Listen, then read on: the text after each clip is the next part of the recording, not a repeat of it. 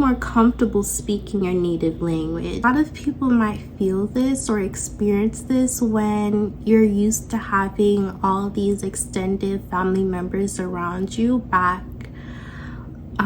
from your home country. Back in your home country, you have your cousins around, your grandparents, your aunts, your uncles. You have all these people around you giving you that support, you know. And when you come back here, and let's say even if you migrated alone, you don't really have that. Hey everyone, welcome back to my YouTube channel. My name is Kalia, if you don't already know. And as you can see by the title, this will be another makeup and yap video. And I think this will be my last makeup and yap video because I don't think I have anything else to talk about. If you haven't seen my other previous makeup and yap videos, please check them out. I'll link them in the description below. They are very entertaining. I don't know, but check them out if you haven't already. They're worth checking out, in my opinion. But as you can see by the title, it's a question: how to not lose your ethnic identity while living in America as an adult. Now, this question didn't came out of nowhere. It's been lingering on my mind for the past couple of months, ever since the year began. And I think it's because I visited Jamaica last year for almost a month in December. And I came back in the New Year's. And you know, if you've ever been on a really good vacation and it just made such an impact on you, you always come back home just missing that place with a new mindset, with a new perspective. But for me, it wasn't only that. It's like I reconnected with my roots because if you don't already know, I'm Jamaican. And right after that vacation, you know, I had to come back to reality, and that was job searching, and I had to get a job. I started working, and that lingering feeling of that vacation and that experience was just still on me. And I hope this is all making sense, but it was still on me, and it was like I had to adapt to living in America again. Just a little context to my life, or background to my life. I migrated here when I was 12 years old, and before that I was living on a Caribbean island called Montserrat for I think 6 years, from the age of 6 to 12. And before that I was living in Jamaica because that's where I was born, and that's my ethnicity. Anyways, coming back from Jamaica, like after spending 3 weeks there, reconnecting with my culture, being there for such a long time, and being here, it was just like I had to go through enculturation again, which means I had to adapt to the norms of being in America once again. However, it felt differently because it wasn't like I was adapting to a new environment as a child. It was like I had to do that again, being an adult and being in the professional world. And I think it's easier to adapt to a new culture when you are a child, because you're probably in school and you have those built-in community set for you. And oftentimes when you're in school, you're exposed to different types of people. For example, even if you're not going to such a diverse school or something like that, you still have those subcultures set for you. Like you have different types of ethnic clubs that you could join, so you still have that community while you're in the diaspora. Like, let's say, you know, there's probably like a Jamaican club or a Caribbean club, or, you know, a West Indian club, something like that. Or while you're in college, you still have those clubs there for you, and you're exposed to different types of people, and you can also find more people. Even compared to high school, you could still find those people you could connect to. However, it's so different being an adult, because once you start working, like, I hope I'm not rambling, I'm forgetting to do my makeup, but let's say, I'm gonna pose a scenario. Like, let's say, you know, you're migrating to a new country as an adult, and you're migrating alone, okay, for a new job, to a new place, a new city, all by yourself. And not only is the environment new, but the culture is also new to you as well. And it's like, my question is like, how do you find that community? If you're younger and you're migrating with family, you still have your family there. You know, you still feel connected to your culture. You still feel connected to your home. However, when you're doing that as an adult and you're doing that alone, I feel like you have to adapt to the new. You have to adapt to that new place alone. And you probably lose parts of yourself because you're trying to assimilate. And you don't really have anyone there. You don't really have anything that really connects you to your home. So it's like, the more and more you assimilate, the more and more you're being encultured, it's like you lose a sense of self. I hope that makes sense. And another part of that is the lack of community.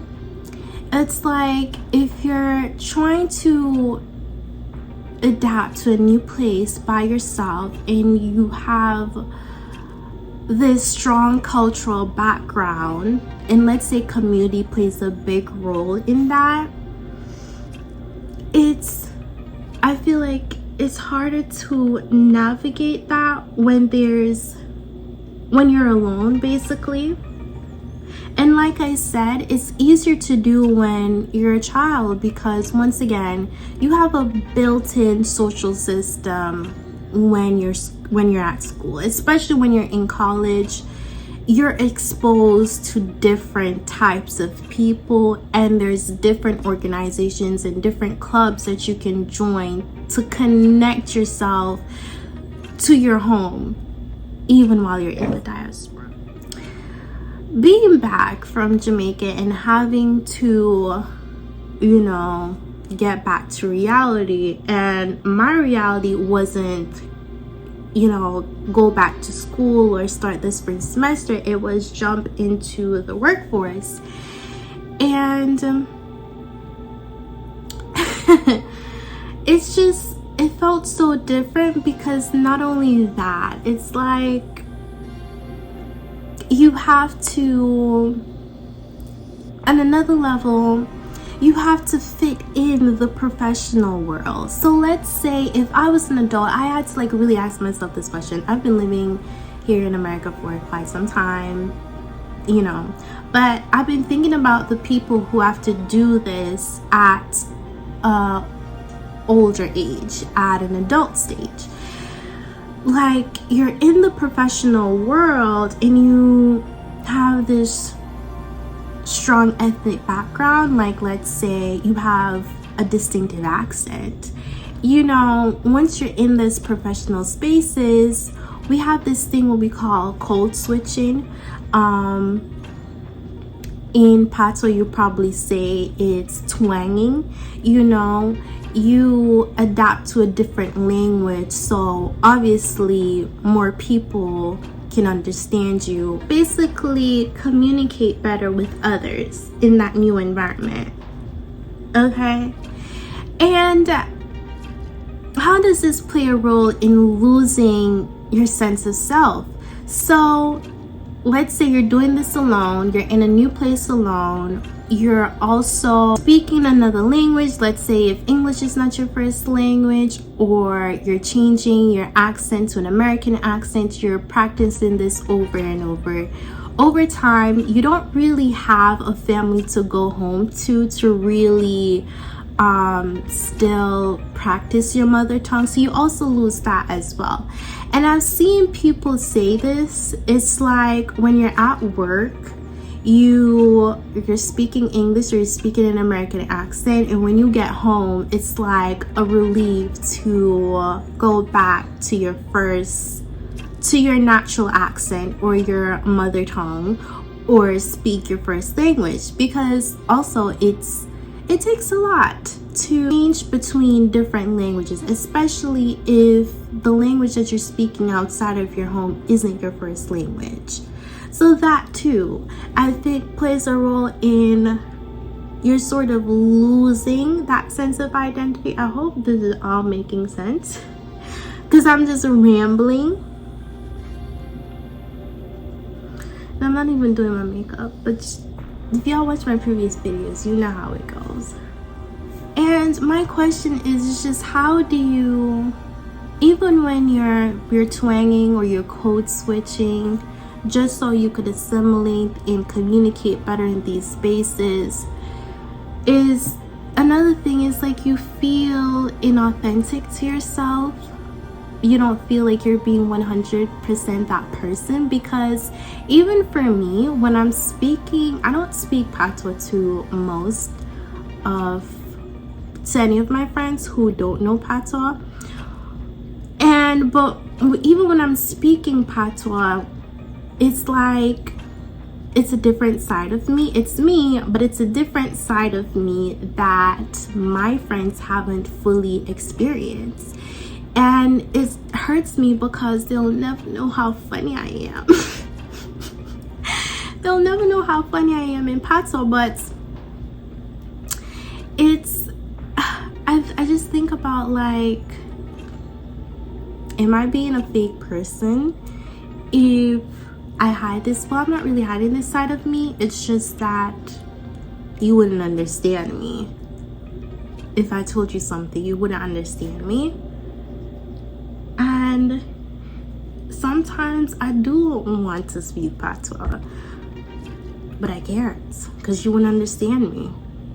And I think about how draining it is for people who have to speak a language due to their profession or because of where they're living, and they're not able to speak their native language, even if they're bilingual. But sometimes feel more comfortable speaking your native language, feel connected to a true part of yourself. Like, this is me, like, this is who I am 100%. Yeah. I hope, like, anyone who is watching this and you've migrated before and you kind of had to, like, what they will say, you become Americanized, let me know if you understand my POV or what your experience has been like migrating to America. And I'm not talking about like at a young age, at like an adult age or even a teen age, where you could feel the shift in your identity. All because of assimilation. Another like realization that I had coming back from Jamaica is the the instant realization is like the lack of community. And a lot of people might feel this or experience this when you're used to having all these extended family members around you back from your home country. Back in your home country, you have your cousins around, your grandparents, your aunts, your uncles. You have all these people around you giving you that support, you know. And when you come back here, and let's say even if you migrated alone, you don't really have that. And that's actually, I've never really like grasped that really, because once again, when I migrated here, I migrated as a minor, so I came to family, like I came with family. I already had family here, you know. But if the people are doing this as an adult, I think it could be even harder for you not having them around, you know. Yeah, so this is literally like my favorite product to use whenever I'm doing like an everyday look. Love it so much. Another key observation that I had while I was in Jamaica is third places. And I think a common third places is a bar. Like in every community that you see, well, in my communities or the communities that I've been to, there is a bar, which is a common third place. And I was just wondering, what's the third place here? What is a third place? Because a family bar is like a community bar. It's like a community bar. So what is a common third place here? I would even say the park, because it's not even, I don't know, and it's not even your best friend's house. That's not a third place.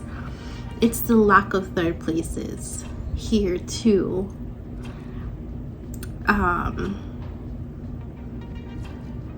That makes you not even have that community as well. And sometimes you don't want to go out because going to the bar in Jamaica is kind of like different. When I mean a bar, it's probably like a little bar your family has, or you know, somebody in your neighborhood has, and you just go there. You could just buy one single cigarette, stay there, chat it up with somebody. You know what I mean? You have those chill places. But here, like, what do you have where you don't want to go out all the time and be spending money, especially not in this economy? So what are the third places? That's another question that I have for myself. Okay, I'm gonna finish my makeup now. This is my finished makeup look. I think about 90% of this video was a yap and 10% was makeup. I'm so sorry, but this was just a quick little video. I had this question on my mind, like I said, for a couple months now, and not a couple months, I don't know, but I just wanted to share with y'all. I hope y'all enjoyed today's video. Please make sure to like, comment, and share, and subscribe. Subscribe if you haven't already. If you enjoyed this video, if you could relate in any type of way, let me know in the comments.